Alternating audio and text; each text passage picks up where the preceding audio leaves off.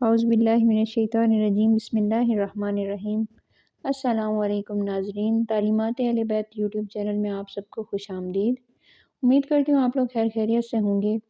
اگر آپ کو میری ویڈیو پسند آتی ہے تو میری ویڈیو کو لائک کرنا اور شیئر کرنا مت بھولیے گا، اور اگر آپ کسی خواب کی تعبیر جاننا چاہتے ہیں تو آپ کمنٹ میں اس کا اظہار کر سکتے ہیں۔ آج کی ویڈیو میں آپ کو خواب میں جنت یا بہشت دیکھنے کی مختلف تعبیرات بتاؤں گی۔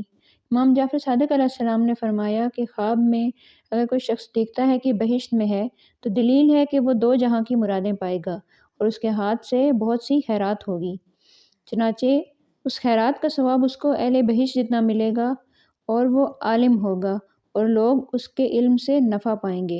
امام جعفر صادق علیہ السلام نے یہ بھی فرمایا کہ خواب میں بہشت کا دیکھنا 9 وجہ پر ہے: علم، زہد، احسان، خوشی، بشارت، امن، خیر و برکت، نعمت اور سعادت۔